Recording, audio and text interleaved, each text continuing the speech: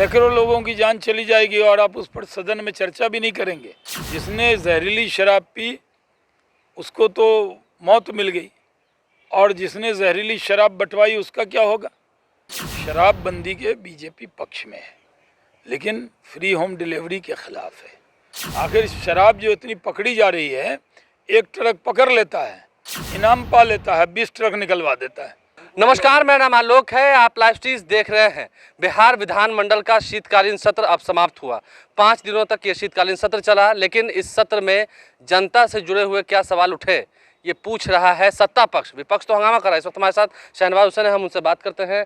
शहनवाज जी, जहरीली शराब कांड को लेकर आप लोगों ने खूब हंगामा किया।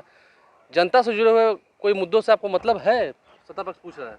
हम लोगों ने पूरे सत्र के दौरान जो जनता से जुड़ा ही मुद्दा था कि बिहार के अंदर सैकड़ों लोगों की जान चली गई।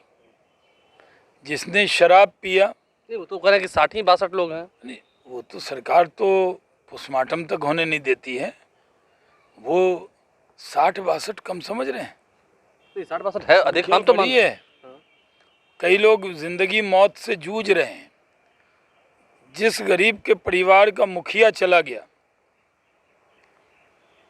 तो परिवार का मुखिया तो चला गया, लेकिन बिहार के मुखिया के नाते नीतीश कुमार जी की जिम्मेदारी है या नहीं है? आप कहते हैं कि जो पियोगे तो मरोगे, जो पिएगा दारू वो मरेगा। हम थोड़ी देंगे मुआवजा। जो मरा उसको तो दारू पीने के बाद मौत मिल गई, लेकिन उन बच्चों का क्या होगा? जो गरीब बच्चे हैं, जो दलित समाज के हैं, जो अनुसूचित जाति समाज के हैं, जो एकदम गरीब परिवार के हैं, उनके सर से साया उठ गया तो उनके सर पे हाथ रखने की ज़रूरत है कि नहीं? उनके आंसू पोंछने की ज़रूरत है कि नहीं? उनके ज़ख्म पर नमक छिड़कने की जगह मरहम लगाने की ज़रूरत है कि नहीं? इसी तरह का बयान दे रहे हैं। तो नीतीश जी भी घूम फिर के मुआवजे पर ही आ रहे हैं। नहीं, हम कह रहे हैं कि आखिर उन बच्चों का क्या होगा। बिहार के बारे में जब कहते हैं कि हम सबकी फ़िक्र करेंगे, तो वो जो मासूम हैं, जिनके सर से पिता का साया हट गया, चाहे वो किसी जाति समाज के हों, उनकी चिंता करने की ज़रूरत है कि नहीं? और हम लोगों ने पिछले 5 दिन में इसी विषय को उठाना चाहा कि भाई इस पर चर्चा कीजिए। सैकड़ों लोगों की जान चली जाएगी और आप उस पर सदन में चर्चा भी नहीं करेंगे। फिर कहेंगे आपको जनता के सवाल से मतलब है। आलोक जी, आपकी भाषा में तो क्या ये जनता का सवाल नहीं? पूरे देश दुनिया में इस बात की चर्चा है कि आखिर क्या हो गया है। लाइप्जिग की टीम भी वहाँ गई थी, आप भी गए थे।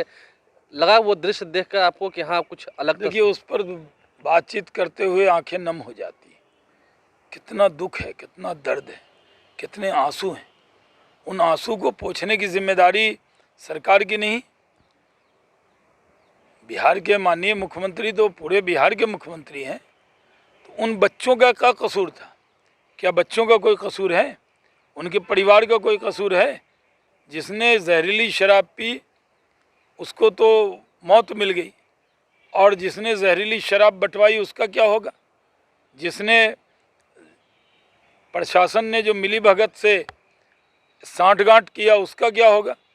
क्या जिम्मेदारी दरोगा पे और एसपी पे नहीं होगी? इतने लोगों की जान गई, छोटे छोटे लोग सस्पेंड कर दे रहे हैं।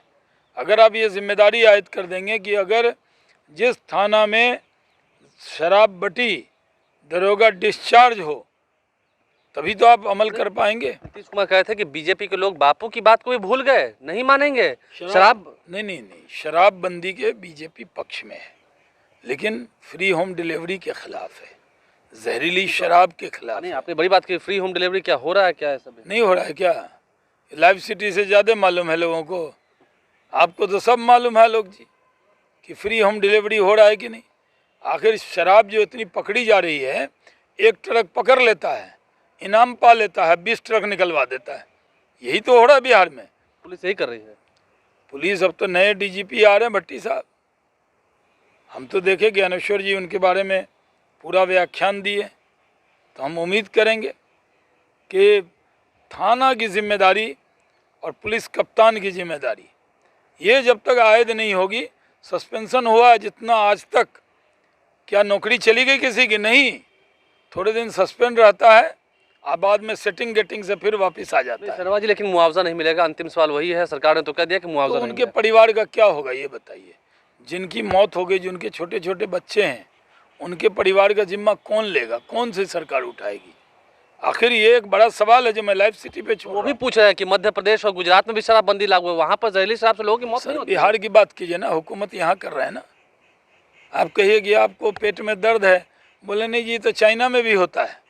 अरे जहाँ दर्द है वहीं इलाज कीजिए ना। आपने दर्द दिया है तो दवा कौन देगा? क्यों बीजेपी वालों के पास मध्य प्रदेश और गुजरात का जवाब नहीं है? नहीं, हम तो कहते हैं तूने ही दर्द दिया है, तुम ही दवा देना। आखिर ये जो दर्द है बच्चों के दिल में, आखिर आप भी इंसान हैं। छोटे मासूम बच्चे जिनका पिता चला गया, कहीं पे रोजगार करता था और जहरीली शराब पी ली, उनके बच्चों का क्या होगा? आप गुनहगार किसे मानते हैं? किसे गुनहगार मानते हैं? गुनाहगार जिसने जहरीली शराब बंटवा दी। जहरीली शराब जो बिहार के अंदर आई, जिम्मा कौन लेगा? विपक्ष के लोग लेंगे।